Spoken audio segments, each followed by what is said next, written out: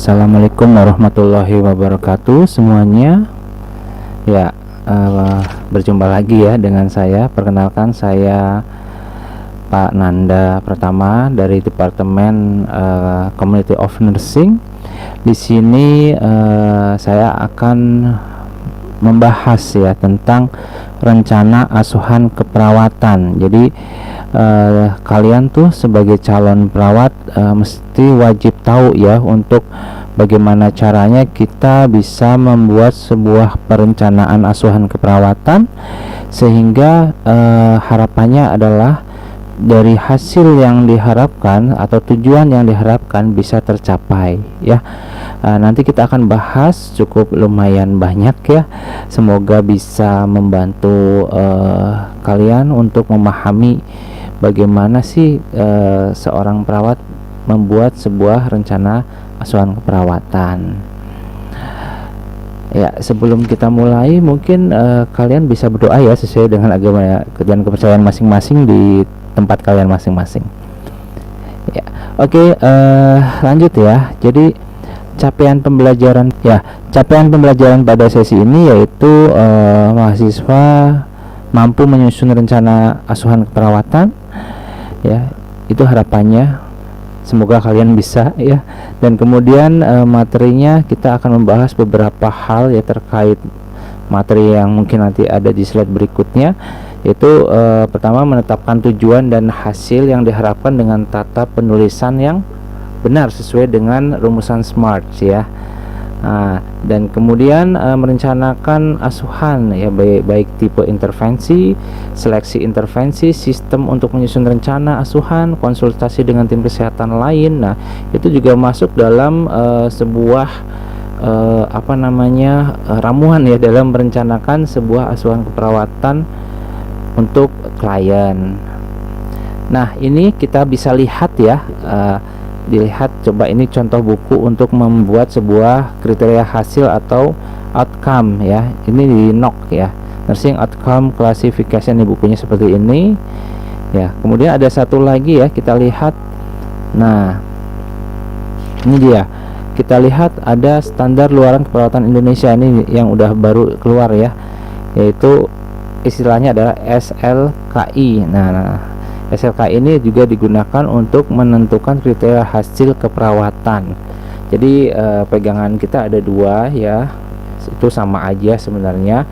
Bagaimana teman-teman yang paling mudah digunakan silahkan dipakai, bisa menggunakan NOC, bisa dengan SLKI ya. Namun sekarang ini yang sering dilakukan adalah penggunaannya dengan SLKI ya. Nih, oke, kita masuk ke materi yang akan kita bahas ya. Kalau kita lihat sebagai seorang perawat ya, kita harus terus melakukan namanya kegiatan proses keperawatan ya. Dan dalam melakukan proses keperawatan ini juga kita harus mampu untuk melakukan berpikir secara kritik ya, atau critical thinking kita harus jalan. Kenapa? Apabila kita tidak berpikir dengan kritis dalam menentukan sebuah rencana intervensi, itu akan menjadi kacau balau ya, dengan memberikan dengan memberikan sebuah rencana yang tidak sesuai dengan kebutuhan dari klien kita. Nantinya output atau hasil yang diinginkan tidak akan sesuai atau maksimal ya, seperti yang kita harapkan. Nah, yang pertama nursing proses, kalian mungkin udah tahu ya, ada namanya assessment, yaitu melakukan pengkajian secara rinci sehingga kita dapat data untuk menentukan sebuah diagnosa ya. Nah, kita bicara diagnosa itu juga sangat penting ya dalam melakukan nursing proses atau membuat sebuah perencanaan keperawatan. Nah, kalau untuk diagnosa kita harus jeli dalam melihat data fokus ya. Kita analisis data yang kita dapat dari klien, kemudian kita lihat fokusnya, masalah keluhan utamanya apa, sehingga kita bisa menentukan planning. Nah, ini kita lanjut ke planning ya. Ada planning untuk membuat sebuah rencana. Nah, namanya segala hal kita perlu membuat sebuah rencana ya. Seperti kalian ingin istilahnya ya, ingin membuat sebuah atau yang gampangnya adalah kalian akan targetnya tahun ini menikah lah ya. Nah itu harus punya perencanaan, kalau enggak tahu-tahu nikah, nah kaget kan. Sama halnya dengan asuhan keperawatan ya, jadi harus kita rencanakan sehingga akan tertata dengan rapi apa yang akan kita lakukan, atau istilahnya adalah intervensi. Nah istilah di sini adalah implementation. Nah berjalannya implementasi ini akan sejalan dengan rencana yang akan dilakukan ya. Nah rencana ini juga kita melihatnya indikatornya melalui outcome ya, yang tadi NOC ya, untuk menentukan bahwa tercapai atau berhasil atau mungkin sebagian saja. Nah itu dilihatnya dari indikator outcome-nya. Nah kemudian setelah kita lakukan implementasi atau intervention, kemudian wajib kita akan lakukan namanya evaluasi. Nah ini dia, evaluasi dulu. Nah seperti apa sih gambaran klien kita setelah kita lakukan namanya intervensi sesuai dengan rencana yang telah kita buat ya. Jadi sangat penting sekali. Setelah evaluasi kita kembali lagi ya, setelah evaluasi apakah dia memang membutuhkan sebuah tindakan lain, atau mungkin menganalisis diagnosa yang kita ambil dari misalkan ada 3 atau 4 atau lebih dari 1 sudah berhasil atau belum. Nah kita evaluasi, bila belum kita lanjut lagi untuk rencana-rencana atau planning yang mungkin belum selesai ya. Jadi ada indikatornya, tidak hanya satu ya. Diharapkan untuk merawat seorang pasien, misalkan dia mengalami nyeri ya, nah indikator nyeri misalkan hanya melihat dari manajemen nyerinya aja mungkin tidak akan bisa mewakili ya nyeri itu sudah beres atau belum ya yang dirasakan si klien. Jadi harus ada indikator lainnya. Nah gitu. Oke. Kemudian kita lihat dari pengertian dulu ya, biar paham pengertian. Nah apa sih perencanaan perawatan itu? Nah ini menurut Cozier ya 95, perencanaan perawatan yaitu perawat menetapkan sebuah hasil dari pengumpulan data dan rumusan diagnosa ya. Nah, itu digunakan untuk memberikan petunjuk ya dalam membuat sebuah tujuan. Nah tujuan dan asuhan keperawatan untuk mencegah, menurunkan atau mengeliminasi masalah kesehatan pada klien yang kita rawat ya. Nah gitu. Jadi perencanaan perawatan sangatlah penting ya, sangat penting sekali. Bila tidak ada rencana ya udah asal datang ke pasien, kemudian tidak ada hal yang dilakukan dengan sesuai rencana, jadi akan kacau balau ya.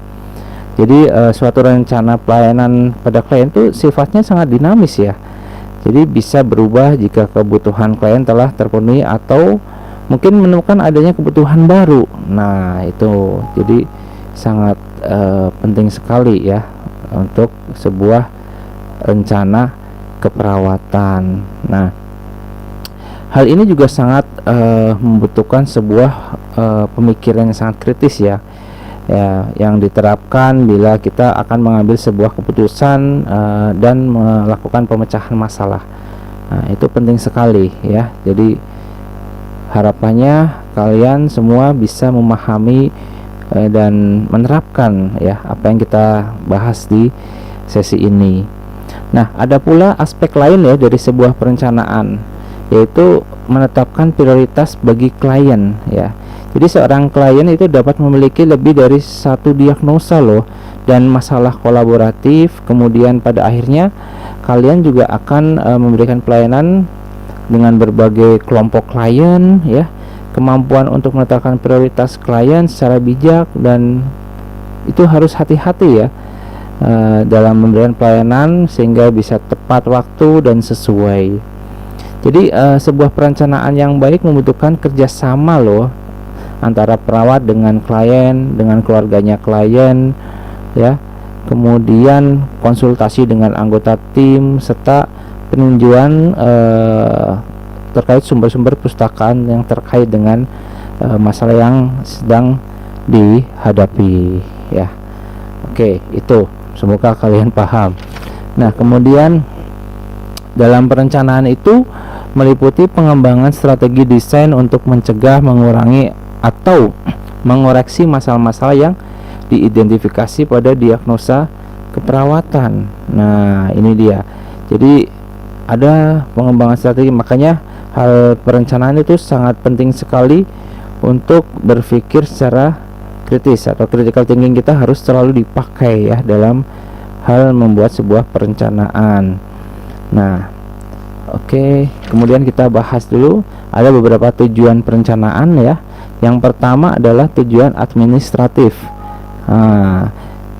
Oke, tujuan administratif itu sendiri ada beberapa bagiannya ya. Yang pertama, mengidentifikasi fokus keperawatan pada klien atau kelompok, kemudian membedakan tanggung jawab perawat dengan profesi kesehatan lainnya, kemudian menyediakan suatu kriteria guna mengulangan dan evaluasi keperawatan, dan menyediakan kriteria klasifikasi klien. Jadi di sini tujuan administrasinya adalah kalian sebagai perawat dengan memberikan atau membuat sebuah perencanaan, jadi akan terlihat jelas ya rencana yang dilakukan oleh perawat atau mungkin dengan profesi yang lain akan berbeda tentunya, dan mungkin akan bisa lebih fokus ya kepada kliennya gitu ya. Jadi beda antara misalkan rencana yang dilakukan oleh bidan, rencana yang dilakukan oleh fisioterapi, atau rencana yang dilakukan oleh tenaga kesehatan lain dengan rencana yang akan dilakukan oleh perawat. Jadi itu akan bisa membantu membedakan. Nah, kemudian ada tujuan klinik juga. Jadi yang tujuan klinik ini pertama menyediakan suatu pedoman dalam penulisan ya, kemudian mengkomunikasikan dengan staf perawat apa yang akan diajarkan, apa yang diobservasi, dan apa yang dilaksanakan. Jadi rencana ini memang harus baik ya, maksimal sekali ya. Jadi bersifat membantu untuk sebagai alat komunikasi dengan staf perawat sehingga bisa continuity care-nya bisa jalan. Kemudian menyediakan kriteria hasil outcome sebagai pengulangan dan evaluasi perawatan, dan juga rencana tindakan yang spesifik secara langsung bagi individu, keluarga, tenaga kesehatan lain untuk melaksanakan tindakan. Nah, ini tujuan dari klinik ya untuk perencanaan. Kemudian ada lagi tujuan umum. Jadi perencanaan ini digunakan sebagai alat komunikasi antar sesama anggota perawat dan antar tim kesehatan lain. Nah, jadi sebagai alat komunikasi juga ya secara umum, dan juga untuk meningkatkan kesinambungan asuhan keperawatan terhadap klien. Nah, ini tadi yang continuity of caring-nya antara perawat yang misalkan jaga pagi akan disampaikan ke perawat yang jaga siang, siang kepada perawat yang jaga malam. Nah, itu digunakan untuk memberikan komunikasi bahwa misalkan perawatnya bilang ini pasiennya butuh dilakukan terapi relaksasi. Nah, misalkan, nah perawat yang pertama sudah merencanakan sebenarnya yang shift pagi misalkan. Nah, untuk shift siangnya bisa dilaksanakan ketika ada rencana shift paginya belum terselesaikan ya, misalnya belum terlaksana, bisa disampaikan melalui dengan rencana yang akan dilaksanakan untuk klien tersebut, sehingga akan disampaikan ke perawat yang shift siang atau mungkin perawat yang shift malam. Dan kemudian untuk meningkatkan kesinambungan asuhan keperawatan terhadap klien, jelas ya, pasti itu akan berdampak untuk kesinambungan asuhan keperawatan. Tadi yang sudah saya jelaskan bahwa dalam merawat klien itu tidak stagnan hanya di rencana-rencana yang mungkin sedikit ya pertama. Jadi rencana itu sebenarnya banyak, tapi yang terlaksana ya tentunya yang sesuai dengan kebutuhan dasar yang dibutuhkan oleh klien kita. Kemudian mendokumentasikan proses dan kriteria hasil asuhan perawatan yang akan dicapai. Nah, ini ada tujuan langsung juga, tujuan langsung perawatan dan koordinasi perawatan pasien. Jadi bisa untuk saling koordinasi. Nah, adapun manfaat dari rencana asuhan keperawatan, yang pertama sebagai penghubung kebutuhan klien, kemudian untuk menjelaskan intervensi keperawatan yang harus dilaksanakan, contohnya tadi apa saja yang akan dilaksanakan berikutnya oleh perawat berikutnya yang merawat ataupun tenaga kesehatan lain. Kemudian untuk meningkatkan praktek keperawatan sehingga mendapatkan pengertian yang lebih jelas tentang prinsip proses keperawatan. Jadi selama ini mungkin dalam kegiatan praktek keperawatan banyak sekali hal ya, terutama rencana-rencana yang tidak dilakukan dengan maksimal, sehingga intervensinya adalah biasanya seorang perawat hanya sebagai pendelegasi aja dari tim tenaga kesehatan lain. Nah, dia kerja tidak ada rencana misalkan, itu sangat fatal ya, tidak boleh dan tidak dianjurkan untuk seorang perawat yang hanya mungkin ya hanya masuk shift kemudian menunggu perintah. Nah, dia tidak punya namanya critical thinking berarti. Nah, selama ini memang di lapangan banyak sekali hal tersebut terjadi, tapi harapannya kalian sebagai calon penerus perawat yang profesional, kalian harus bisa dan harus mampu, bahkan harus lebih profesional dalam merencanakan sebuah proses keperawatan. Dan bisa juga yang terakhir menjadi dasar pendekatan yang sistematis terhadap asuhan keperawatan. Oke. Kemudian ada beberapa langkah-langkah dalam perencanaan ya, sehingga ini tentunya untuk mengevaluasi rencana tindakan perawatan, sehingga beberapa komponen perlu diperhatikan ya. Yang pertama adalah dalam menentukan prioritas, kemudian yang kedua menentukan kriteria hasil, yang ketiga menentukan rencana tindakan, dan juga melakukan dokumentasi. Ini sangat penting sekali ya dalam memberikan sebuah perencanaan. Kemudian ada tahap satu nih, menentukan prioritas masalah. Seperti apa sih?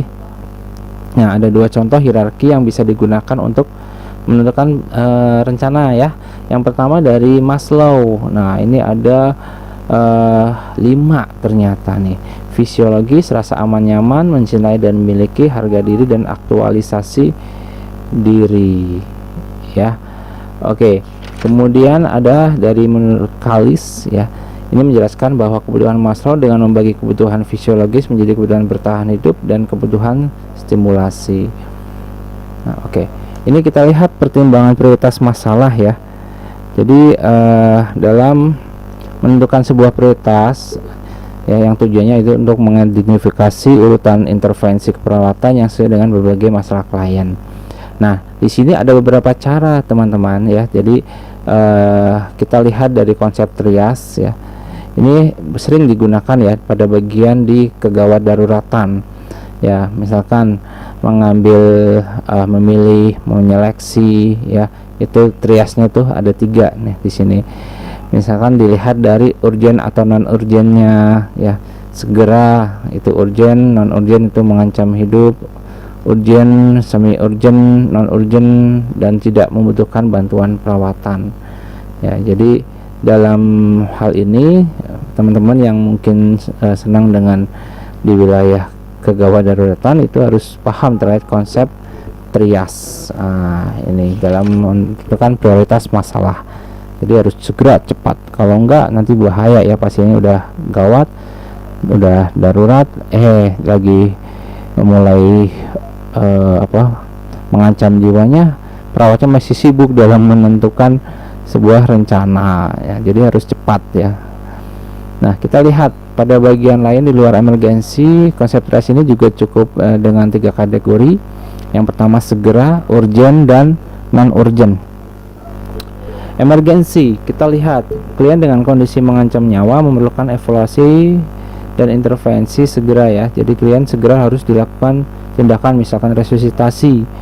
Nah, waktu tunggunya 0, wah cepet kan. Jadi masalah yang mungkin terjadi pada klien itu memang berat ya, jadi harus segera.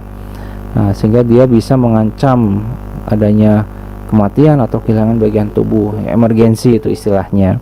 Nah, kalau urgent ini adalah masalah yang termasuk membutuhkan bantuan perawatan lanjutan. Dia tidak mengancam kehidupan tetapi dapat menyebabkan sebuah gangguan ya yang bisa berat juga dan mungkin bisa tidak ditanggulangi ya dalam beberapa waktu atau jam.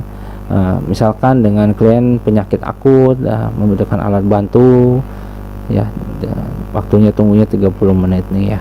Nah, non urgent, klien yang biasanya dapat berjalan dan dengan masalah medis yang minimal. Masalah yang termasuk non urgent adalah masalah yang berkembang lambat untuk sementara waktu, dapat ditoleransi klien.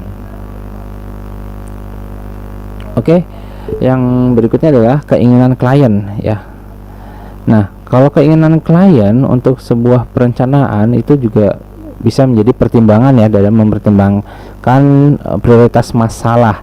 Hal ini didasari atas hak klien sebagai individu, namun hal ini juga berlaku bila masalah tidak mengancam hidup klien. Nah, jadi klien juga kita harus perhatikan ya, dia punya hak dalam memilih. Nah, misalkan dalam prioritas yang kita tentukan belum tentu bisa diterima oleh klien, sehingga kita bisa memberikan sebuah argumen pilihan, mau mana dulu nih yang kita akan lakukan, sepakat dengan klien kita ya. Misalkan kita akan melakukan teknik relaksasi. Yang pertama, karena pasiennya itu udah bed rest, tidak bisa melakukan gerakan, nah kita kasih gambaran, misalkan ada yang mau merencana teknik EFT, ada yang guided imaginary, ada yang relaksasi otot progresif, ada yang dengan menggunakan terapi musik. Nah, kita diskusikan juga dengan klien. Klien misalkan saya lebih nyaman dengan terapi musik. Nah, kita juga pertimbangan itu sehingga bisa terjalin proses dalam merawat klien ini dengan sangat baik, sehingga kita bisa sesuai dengan harapan yang ingin dicapai. Kemudian rencana pengobatan secara keseluruhan harus dipertimbangkan oleh perawat bersama klien pada saat memprioritaskan masalah. Kemudian ada sumber-sumber keperawatan, jadi beban kerja perawat dan situasi emergensi yang dihadapi dapat menyebabkan perawat harus membatasi kepada kebutuhan yang paling dasar ya pada klien. Nah, kita lihat nih di sini ada model ya. Nah, kalian mungkin baru melihat ya, ada model seperti ini ya. Nah, ada yang tahu model apa ini? Ya, ayo. Ada yang tahu? Tidak ya? Baik, saya jelaskan. Ini adalah model udah dibaca kali ya, penetapan prioritas. Nah, ini jadi berdasarkan kepentingannya, prioritas dapat dikategorikan menjadi kepentingan awal, sedang, dan akhir. Nah, bila diagnosa keperawatan yang jika tidak ditangani itu dapat menjadikan bahaya ya, atau membahayakan klien atau pihak lain, dan harus menjadi penempatan prioritas tertinggi. Contohnya nih, misalkan ada resiko terjadinya kekerasan, gangguan pertukaran gas, dan penurunan curah jantung. Nah, itu kan diagnosa keperawatan dengan prioritas keselamatan ya, misalkan oksigen adekuat, sirkulasi adekuat. Selain itu, kondisi unik pada setiap klien juga harus dipertimbangkan. Nah, misalkan prioritas awal terkadang bersifat fisiologis sekaligus psikologis dan bisa dapat juga merujuk pada kebutuhan dasar lainnya. Nah, hindari klasifikasi prioritas yang hanya berdasarkan kondisi fisiologis. Contohnya misalkan dilihat pada kasus misalkan ada nyeri akut dan anxiety misalkan, itu menempati prioritas tertinggi. Nah, sehingga harus jeli dalam memilih ya, mana dulu, nyeri akut dulu atau anxiety dulu. Nah, kemudian ada prioritas sedang ya, meliputi kebutuhan darurat dan tidak mengancam nyawa pada klien kita. Nah, misalkan ada diagnosa kurang pengetahuan, Ini diagnosa kurang pengetahuan merupakan prioritas yang sedang ya. Nah, dan juga misalkan nih apalagi ya, ini diagnosa kurang pengetahuan akan dapat meminimalisasi komplikasi misalkan orang dengan pasca operasi, ya kan. Kemudian diagnosa perawatan dengan prioritas rendah tidak selalu berhubungan langsung dengan penyakit atau prognosis, namun dapat mempengaruhi kesejahteraan klien di masa yang akan datang ya. Dan sebagian besar diagnosis prioritas rendah ini berfokus pada sebuah kebutuhan layanan kesehatan untuk jangka panjang ya. Nah, kita lihat nih ya, kalau untuk prioritas ini memang banyak ya, ada yang berdasarkan waktu ya, dari urutan prioritasnya ya, atau mungkin bisa juga berdasarkan tadi kebutuhan dasar atau fisiologisnya gitu kan, gitu. Oke, kita lihat di bagian yang ada di slide ya. Jadi di situ ada lingkaran ya. Yang pertama ada pengkajian klien, ada identifikasi masalah, ada menyusun prioritas masalah, ada identifikasi hasil, ada identifikasi tindakan untuk mencapai hasil, lakukan perawatan, itu istilahnya implementasi, dan evaluasi tindakan. Itu adalah sebuah susunan dengan proses keperawatan ya. Model ini digunakan untuk menetapkan prioritas. Nah, jadi proses keperawatan ini ya, kita bisa mempertimbangkan beberapa hal, misalkan dari pengalaman dan keahlian perawat. Sudah berapa lama dia bekerja menjadi perawat, ahlinya di bidang apa. Nah, itu juga akan berpengaruh besar dalam menentukan penetapan prioritas. Kemudian tingkat keparahan pasien juga akan berpengaruh besar ya. Jadi tadi yang prioritas sedang, prioritas ringan, itu juga tergantung dari tingkat keparahan pasien. Kemudian ada juga ketersediaan sumber daya. Nah, kalau misalkan ada alatnya lengkap, sumber daya manusianya juga memenuhi, jadi prioritas yang diangkat akan bisa menyesuaikan ya, tidak saklek dengan misalkan gangguan perfusi jaringan misalkan ya. Di situ harus dilakukan intervensi yang kaitannya dengan masalah gangguan perfusi jaringan, namun ternyata SDM-nya belum menguasai. Jadi mungkin bisa digantikan dengan keluhan utama dulu ya, yang misalkan dia merasa nyeri apa tegang. Nah, mungkin ada perawat yang sudah menguasai teknik relaksasi sehingga bisa membantu untuk mengurangi rasa nyerinya tadi ya, sehingga bisa mendukung untuk diagnosa yang tadi mungkin SDM yang enggak ada, sedikit bisa ditanggulangi dengan menyelesaikan diagnosa yang lain dengan SDM yang memenuhi juga. Kemudian ada gangguan dari penyelenggara pelayanan lain. Nah, ini juga sangat berpengaruh terhadap prioritas ya di proses keperawatan ini. Nah, hubungan perawat klien ini penting sekali. Nah, istilahnya kalau di keperawatan jiwa ada namanya istilah BHSP, bina hubungan saling percaya. Di merawat pasien yang bukan gangguan jiwa juga itu penting sekali ya. Jadi kalau tidak ada hubungan yang saling menunjang, itu akan mempengaruhi prioritas yang dibuat ya. Nah, jadi ciptakanlah hubungan yang baik. Kita juga harus sopan, kita harus ya senyum, sapa, salam, itu ya penting ya. Dan juga memberikan rasa nyaman dengan komunikasi yang baik ya dari perawatnya. Begitu juga dengan si kliennya. Kalau kliennya kita udah baik, kliennya tetap itu ya, itu akan tetap apa istilahnya tidak responnya atau tidak kooperatif, tentunya prioritas yang kita buat akan jadi kacau balau ya.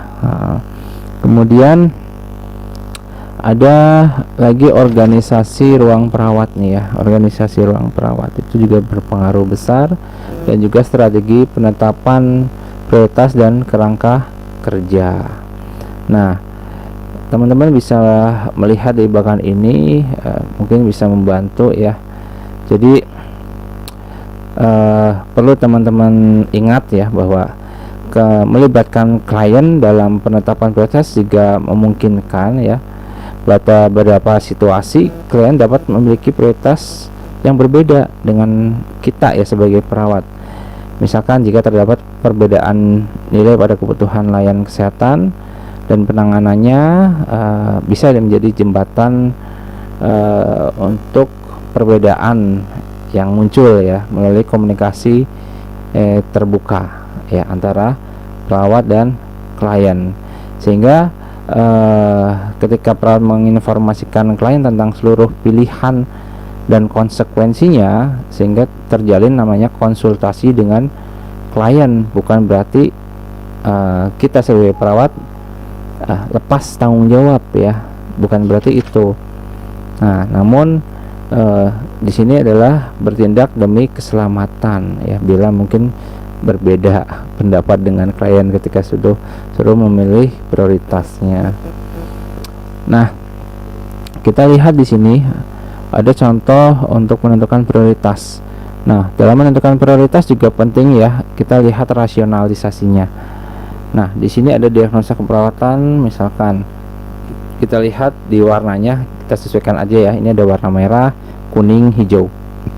Nah, merah itu berarti misalkan tinggi ya.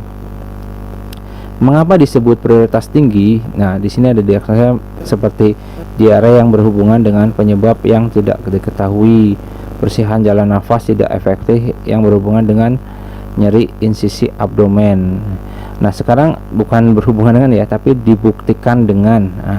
Dibuktikan dengan, bukan berhubungan dengan untuk etiologinya. Nah, kita lihat rasionalisasi. Kenapa dia tinggi?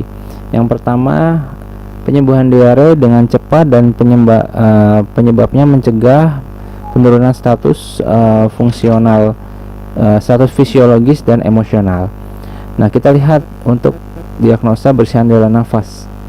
Karena resiko komplikasi pulmonal pasca operasi, perawat akan melakukan penyuluhan pada klien lebih dini. Nah, ini penting ya, sehingga bisa terminimalisir hal-hal yang mungkin tidak diinginkan. Nah, kita lihat prioritas menengah. Contohnya adalah diagnosa perubahan status nutrisi kurang dari kebutuhan tubuh yang dibuktikan dengan diare kronis selama 3 minggu. Nah, diagnosa ini tidak dipengaruhi status fisiologis, sehingga dia arahnya ke moderate ya. Nah, ini kan berbahaya, mengancam jiwa ya, sifatnya bisa emergensi, bisa urgent. Nah, ini harus harus cepat-cepat ditanganin. Kalau untuk prioritas menengah, diagnosanya dia mungkin tidak mempengaruhi fisiologis atau emosional secara cepat. Nah, ada rentang waktunya ya, dan itu tetap harus diselesaikan juga. Nah, kita lihat di prioritas rendah, resiko terhadap infeksi dibuktikan dengan riwayat merokok selama 20 tahun. Nah, ini jangka panjang ya, ini kebutuhan jangka panjang, sehingga tidak harus ditangani saat itu juga. Sehingga prioritas yang penting adalah yang di atas ini gambarannya, yang bisa mengancam jiwa, dibutuhkan dengan segera. Nah, itu. Kemudian yang tahap 2 itu menuliskan kriteria hasil atau outcome ya. Berdasarkan penulisan tujuan dan kriteria hasil yang diharapkan, terdapat beberapa petunjuk, antara lain berdasarkan diagnosa keperawatan yang telah dirumuskan. Nah, merupakan hasil akhir, mencakup kriteria hasil yang merupakan dasar untuk melakukan evaluasi, berpusat pada klien, terlihat, dapat diamati, dapat diukur. Yang paling penting adalah nomor 8 nih, realistik. Nah, tadi ya gambaran realistiknya, sehingga kita dalam menentukan kriteria hasil atau outcome-nya akan lebih jelas dan tepat. Nah, seperti apa sih menuliskan kriteria hasil? Yang pertama adalah kita harus berfokus pada klien. Nah, menunjukkan apa yang akan dilakukan klien, kapan, sejauh mana tindakan akan bisa dilaksanakan. Nah, kita juga melihat itu ya. Kemudian singkat dan jelas, dan akan memudahkan perawat untuk mengidentifikasi tujuan dan rencana tindakan dalam menuliskan kriteria hasil. Perlu membatasi kata-kata, misalnya klien akan pada awal kalimatnya ya. Jadi kita juga harus pandai ya dalam menulis kata-kata outcome ya, tapi tetap kita gunakan panduan yang sudah tadi ya di atas dengan NOC atau sama SLKI ya. Nah, yang ketiga dapat diobservasi dan diukur. Misalkan melalui pertanyaan apa, sejauh mana ya, itu harus bisa diukur. Harus mencerminkan bahwa perawat dapat melihat, mendengarkan. Contohnya kata kerja yang tidak menggambarkan sesuatu yang bisa dilihat, misal kecemasan, kirain akan berkurang. Nah, itu kan aneh ya, itu tidak bisa menggambarkan sesuatu yang bisa dilihat. Namun untuk menentukan outcome-nya sejauh mana ya, harus apa gitu ya gitu. Nah, kata kerja yang tidak bisa diukur melalui penglihatan, suara meliputi, misalkan menerima, mengetahui, menghargai, dan memahami. Ini ukurnya gimana? Nggak bisa kan? Menerima apa, mengetahui apa, menghargai seperti apa, itu belum ada yang bisa ngukur ya. Memahami sejauh mana, memahami itu harus butuh kuesioner. Nah, tapi ya susah diukur juga nih pemahaman nih, karena berbeda-beda setiap klien ya.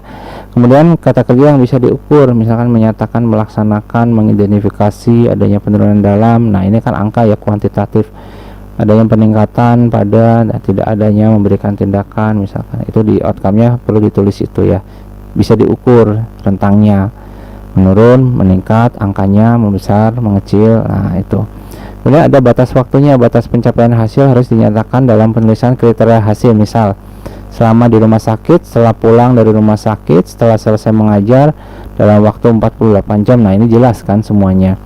Komponen waktu dibagi menjadi dua, ada jangka panjang, ada jangka pendek. Nah, kita lihat untuk jangka panjang ya, itu waktunya lama, biasanya lebih dari 1 minggu atau 1 bulan. Nah, jadi lama ini biasanya ditentukan pada unsur masalah dalam diagnosa keperawatan. Sedangkan pada jangka pendek itu dilihat spesifik pada unsur etiologi dan simptom, nah atau tanda gejala ya, atau istilahnya adalah diagnosa yang sering diangkat adalah diagnosa aktual ataupun resiko. Itu jangka pendek kriteria hasilnya. Nah, yang terakhir ini penting, realistik, harus bisa dicapai sesuai dengan sarana prasarana yang tersedia, meliputi biaya peralatan, fasilitas, tingkat pengetahuan, afek emosi ya. Jadi itu penting sekali. Ada lagi misalnya ada kekurangan staff ya, dalam menyusun outcome-nya itu perlu sekali untuk diperhatikan.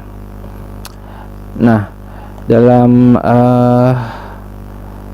berpikir kritis juga dalam menentukan sebuah kriteria hasil ya, itu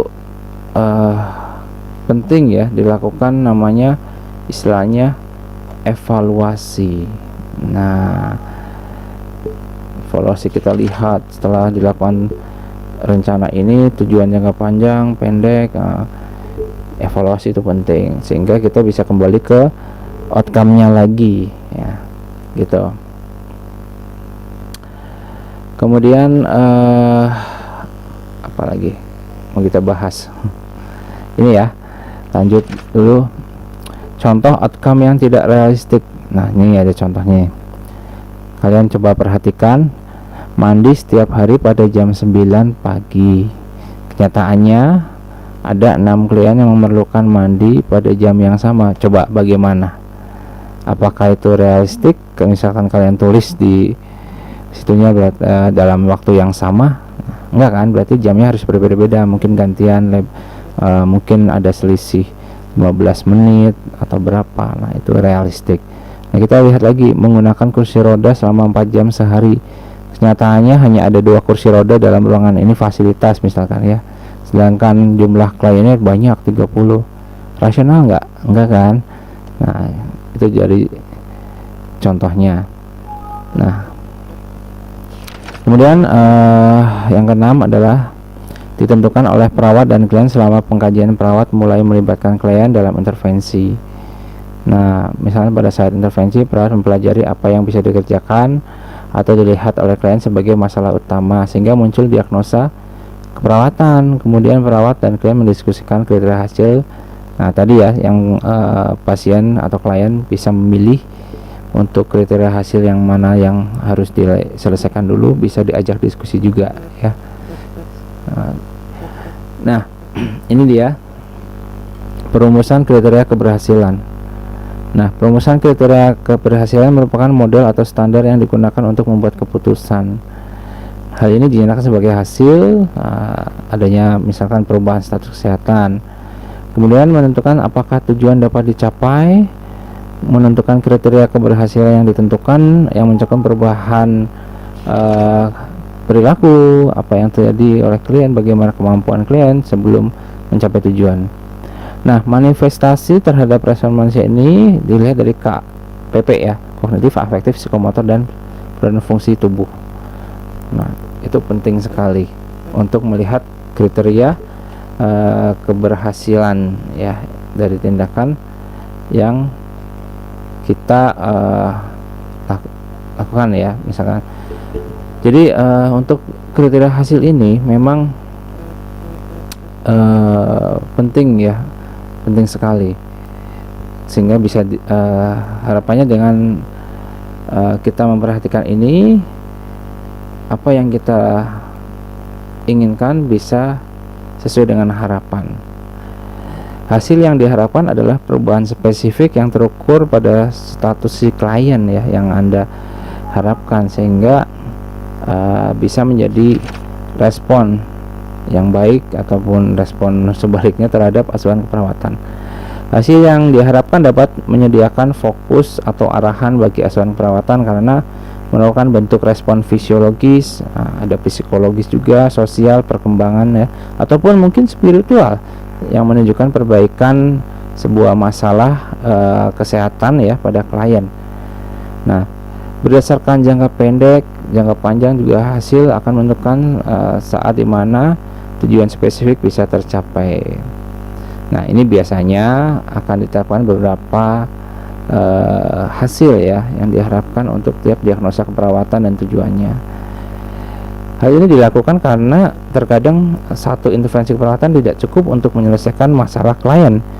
Selain itu, menyusun daftar hasil yang diharapkan secara bertahap juga akan memberikan perawatnya pedoman praktik ya dalam merencanakan sebuah tindakan. Sehingga penting selalu menuliskan hasil yang diharapkan secara berurutan dengan batasan waktu gitu. Oke, kemudian nah ada nih ciri-ciri kriteria keberhasilan.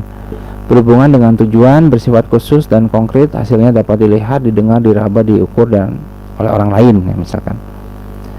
Nah, di sini seperti kalian misalnya menjadi perawat, itu harus selalu ya menuliskan pernyataan hasil yang diharapkan dengan satu yang dapat diukur. Misal nih,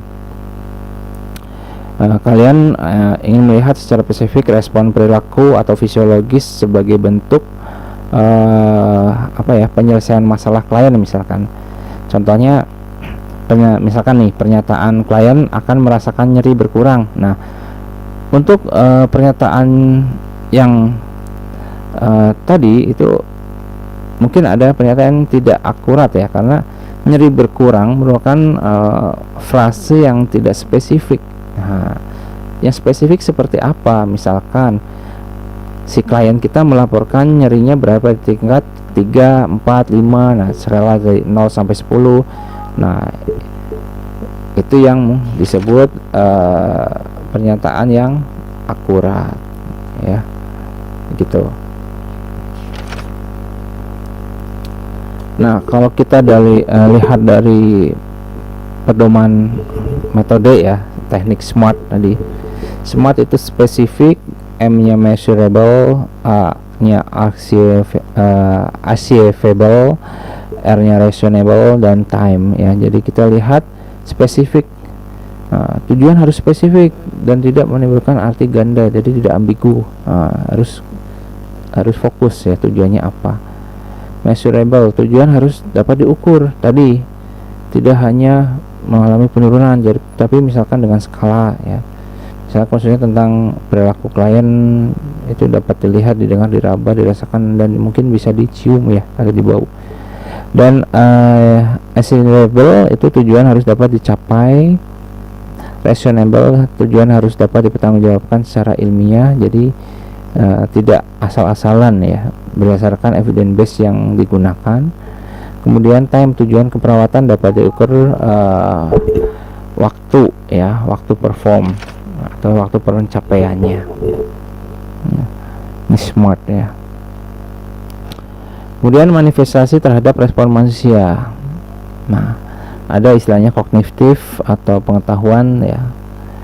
Nah, KH ini bisa disusun berdasarkan informasi yang telah diajarkan pada klien. Contoh nih, diagnosa perawatan, resiko perubahan status kesehatan ya, kekambuhan berhubungan dengan kurang informasi tentang DM misalkan. Nah, kognitifnya, setelah akhir pengajaran pertama klien mampu mendefinisikan diabetes mellitus, kemudian menjelaskan hubungan dengan diet, insulin, dan aktivitas lainnya, cara pengobatannya, memberikan cara memasukkan obat insulin misalkan ya. Nah, ini kognitif masuknya. Kemudian ada afektif. Nah, afektif itu istilahnya adalah sebuah emosional ya, emosionalnya. Jadi respon klien dan keluarga terhadap stres yang dihadapi seperti apa misalkan ya, status emosionalnya. Untuk afektif, contoh diagnosa keperawatannya di sini adalah ada gangguan konsep diri, harga diri berhubungan dengan perubahan body image, gambaran diri, misalkan ada kegiatan masektomi, pengangkatan masektomi tahu ya, itu pengangkatan payudara ya, itu karena banyak sebab ya. Nah, untuk afektif ini, si klien ini sebelum pulang dari rumah sakit itu mengungkapkan perasaannya tentang kehilangan payudaranya dan keinginan positif untuk berhubungan dengan staf, pengunjung sama klien, saling interaksi. Nah, itu. Kemudian psikomotor. Nah, harapan dari segi psikomotor adalah untuk mengidentifikasi apakah bisa dilaksanakan oleh klien apa yang diajarkan oleh perawat sesuai rencana pengajaran. Nah, contohnya nih, injeksi insulin, pindah dari kursi roda ke tempat tidur, kateterisasi sendiri, menghitung jantung nadi, melakukan tes gula darah. Nah, hal ini diharapkan ya klien dapat mendemonstrasikan tindakan tersebut. Jadi psikomotornya, prakteknya gitu ya. Kemudian ada perubahan fungsi tubuh. Nah, kategori ini meliputi sejumlah manifestasi yang dapat diobservasi. Nah, kita lihat nih diagnosanya. Ya, perubahan pola eliminasi alfi, penurunan peristaltik. Nah, dalam waktu 48 jam setelah pembedahan ada bunyi usus, dapat flatus, tapi perut sudah lembek misalkan.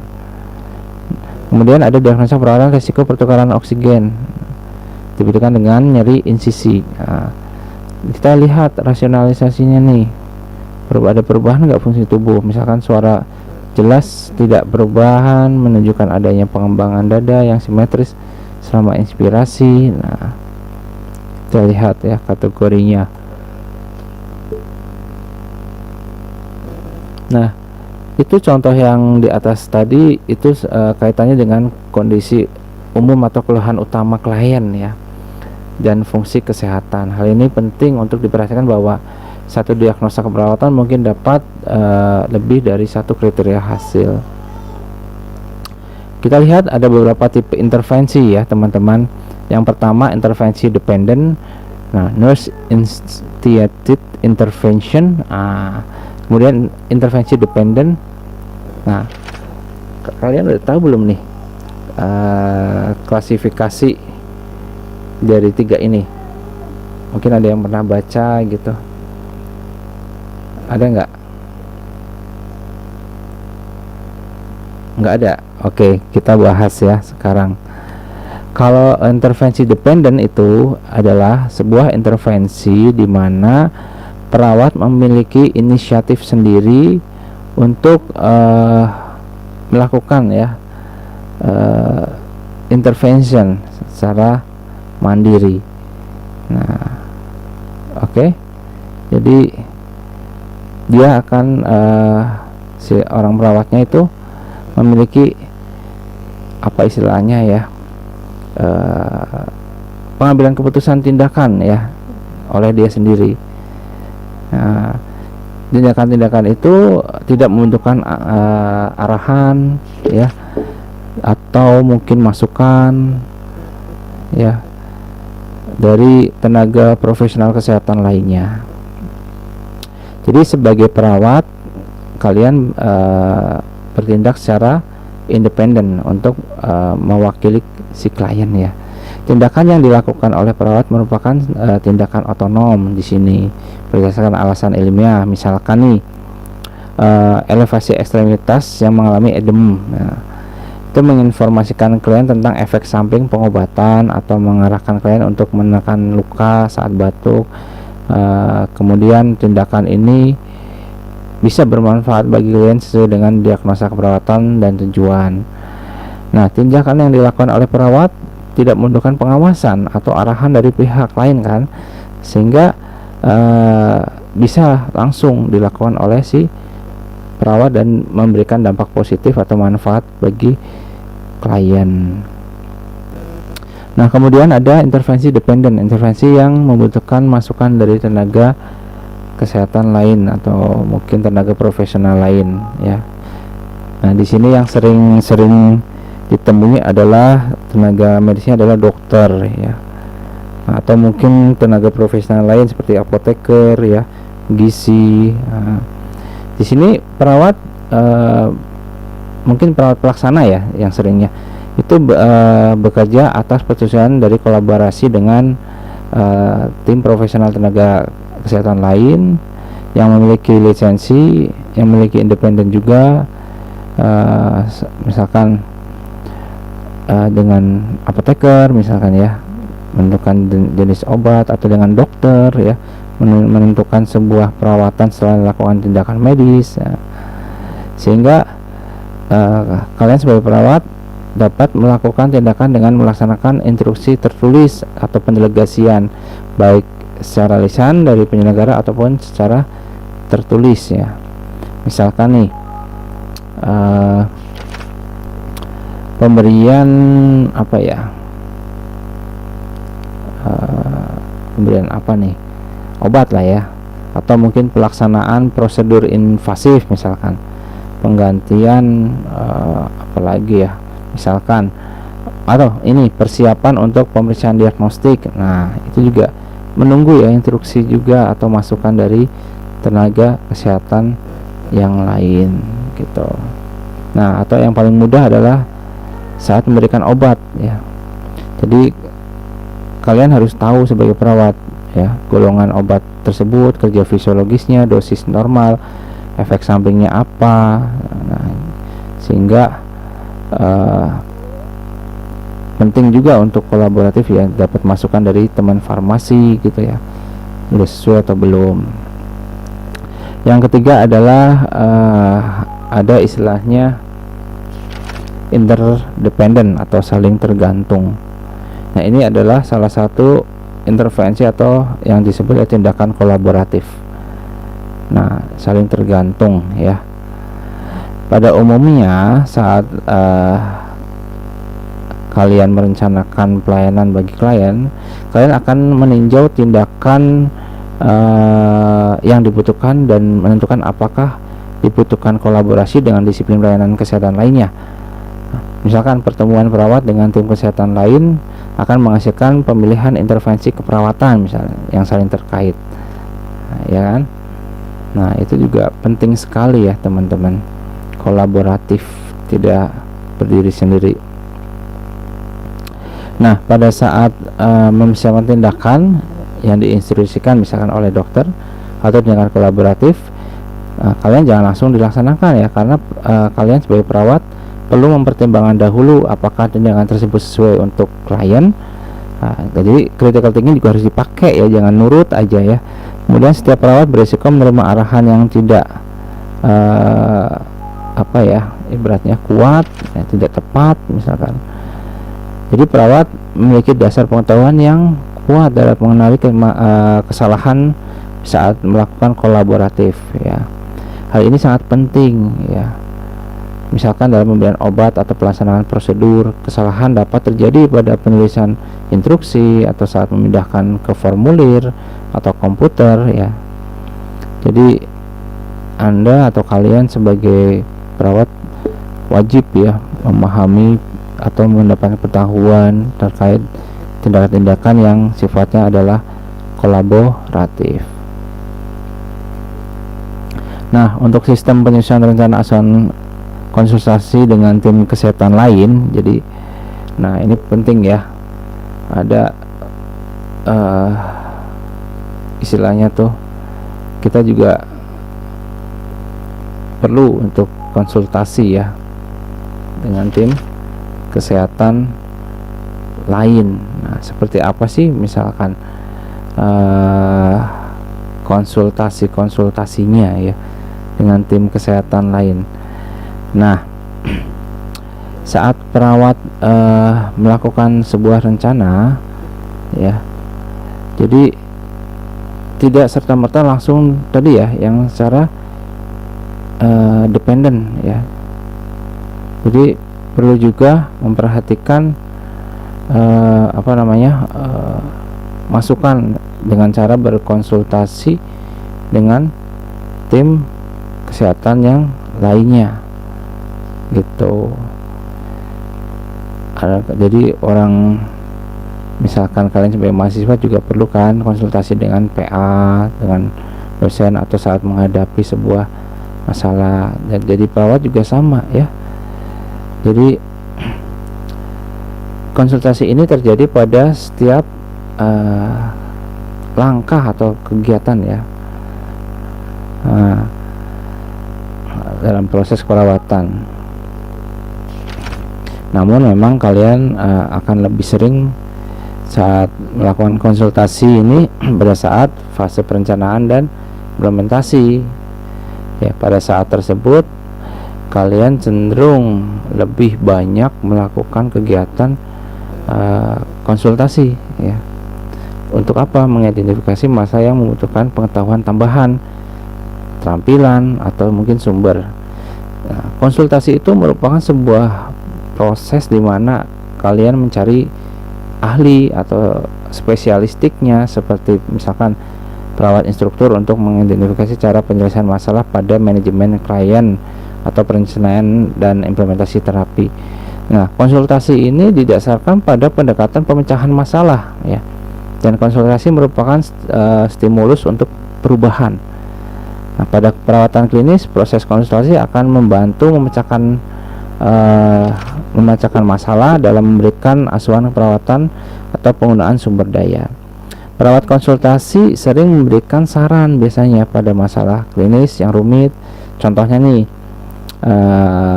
misalkan seorang mahasiswa ya, perawatan akan berkonsultasi dengan perawat yang sudah senior di situ, yang bertugas pada klien yang sama tentang cara memodifikasi tindakan.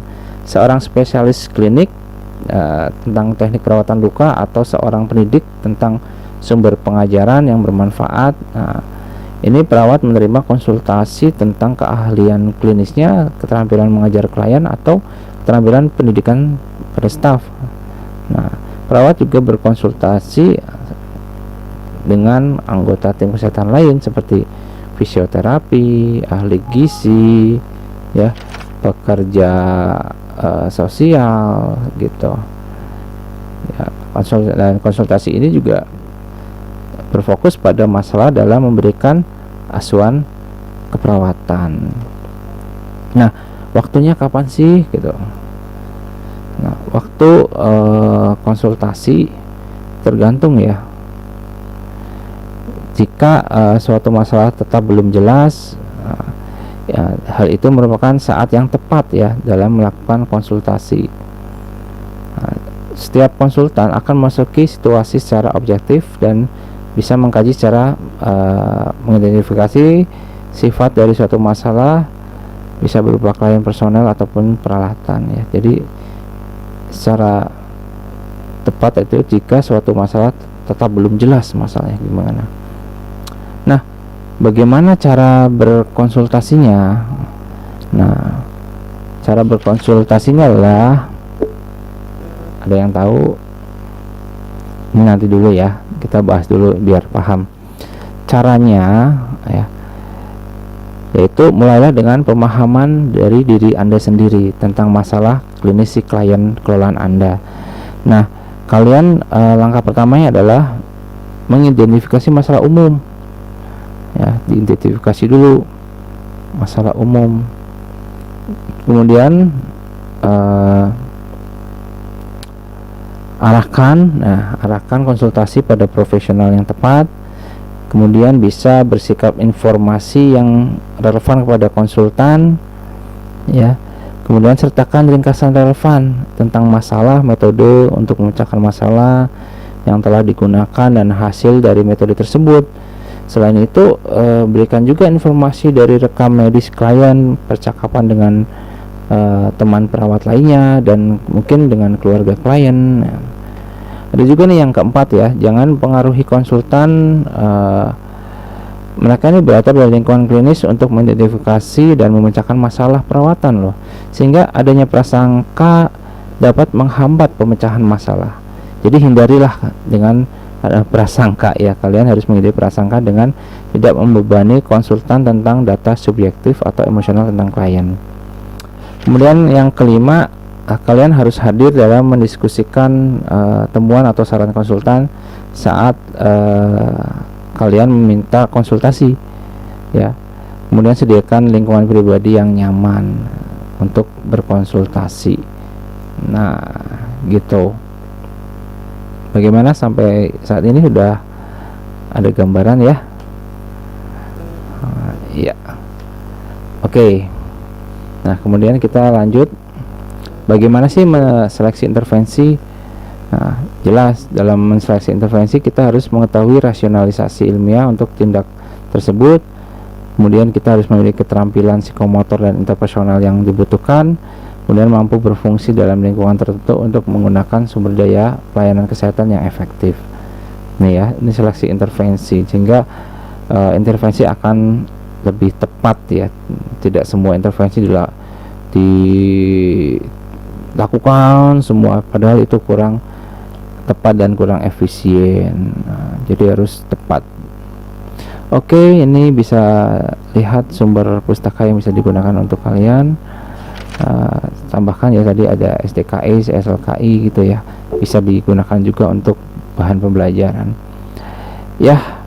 Terima kasih banyak atas perhatiannya, semoga bermanfaat. Mohon maaf bila banyak kekurangan, dan bila ada hal-hal yang kurang paham boleh tulis di kolom komen bawah ya.